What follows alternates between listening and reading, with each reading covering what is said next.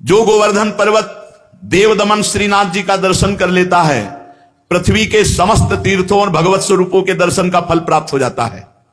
गंधमादन पर्वत पर तपस्या करके जो फल प्राप्त नहीं किया जा सकता, उससे करोड़ गुना फल गिरिराज जी की परिक्रमा, गिरिराज जी के दर्शन से। पर परिक्रमा करने वालों से प्रार्थना है, ये जो आधुनिकता लेकर के ब्रज में आते हो, कृपा करके ऐसी परिक्रमा दूषित मत करो। परिक्रमा लगानी है तो नंगे पैर लगाओ, जूता मोजा पहन के परिक्रमा नहीं लगाई जाती। जो 3-3, 4-4 परिक्रमा लगाते हैं वो महानुभाव कपड़ा बांधे रहते हैं, उनकी बात अलग है।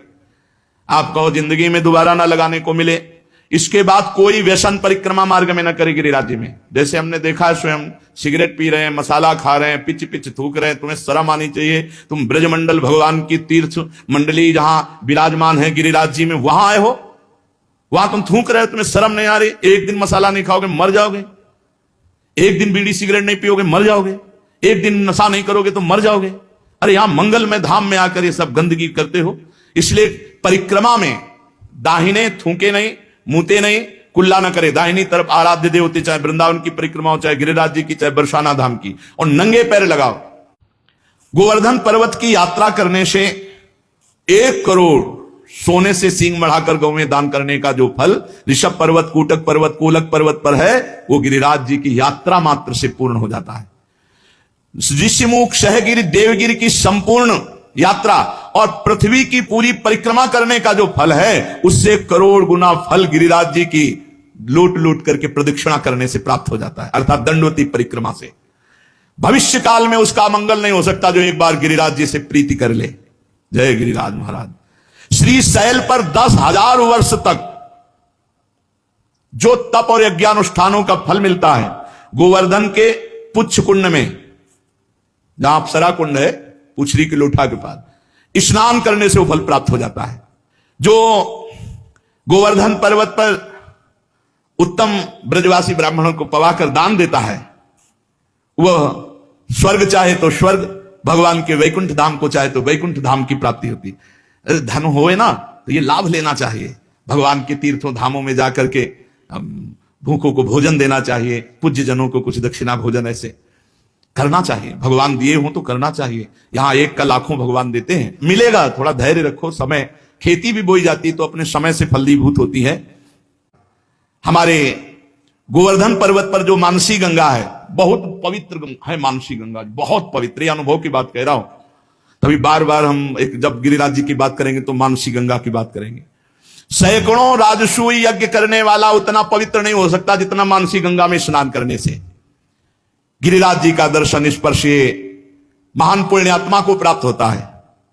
यदि आपको विश्वास ना हो तो देखो, मैं महापापी हूं, गोवर्धन की शिला स्पर्श मात्र से मैंने भगवान श्री कृष्ण के स्वरूप को प्राप्त कर लिया। अब देखो परिक्रमा लगा रहे हैं, चबा रहे हैं, खा रहे हैं, भुट्टा खा रहे हैं। अरे 21 किलोमीटर है गिरिराज जी महाराज। प्रारंभ करने के पहले कुछ पा लो, बीच में प्यास लगे तो जल ले लो, और जिससे जल पियो उसको ₹1-2 भेंट दे दो। जो यहाँ की पद्धति, ऐसे नहीं कि प्याऊ में ऐसे पिया नहीं, एक किसी का प्रतिग्रह यहां मत ब्रजमंडल में स्वीकार करो। अगर पानी पियो तो ₹2-4 दे दिया उनको, और फिर परिक्रमा लगाओ मौन होकर। ये प्रपंच की बातें करते हुए परिक्रमा में सब तुम्हें हृदय की ग्रंथि खोल ली है। प्रपंच की देखो ना, दुनिया की बातें। अरे भगवान के धाम में आकर आप सोचो, यहां सुगंध फैलानी चाहिए कि दुर्गंध? बीड़ी, सिगरेट, तंबाकू, पान मसाला, शराब, ये सब भैया बाहर छोड़ो ब्रज 84 कोस के। यहां आओ तो कमाओ, भगवान का पुण्य मंगलमय धाम का आनंद प्राप्त करो। गोवर्धन महाराज में जो कष्ट सहा जाता है वो बड़े बड़े पापों का नाश करता है, बड़े बड़े पापों। अरे ये कमाई की जगह है।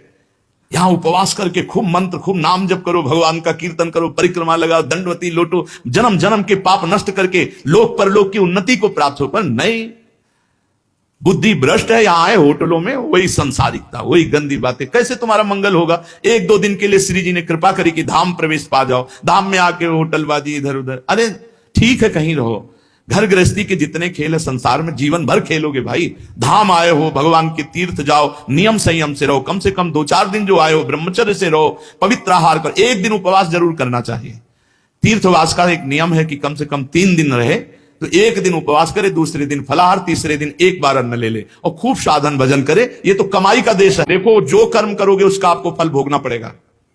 चरित्र सुन करके भयभीत होना चाहिए, और भगवान की शरण में जाना चाहिए और वो उपाय करना चाहिए जिससे हम निष्पाप हो जाएं, हमें दंड भोगने को ना मिले, हमें कम से कम अगला जन्म मिले तो सुअर कुत्ता का ना मिले, फिर मनुष्य जन्म मिले और हम साधना करके भगवान की प्राप्ति करें। मनुष्य जीवन बड़ा दुर्लभ है। दुख की निवृत्ति के लिए कोई भ्रमित मत होना, बार बार आपसे कह रहे हैं। जब तक आप स्वयं अनुष्ठान नहीं करेंगे, स्वयं भजन नहीं करेंगे, तब तक आपके दुख को कोई मिटा नहीं सकता, नहीं मिटा सकता।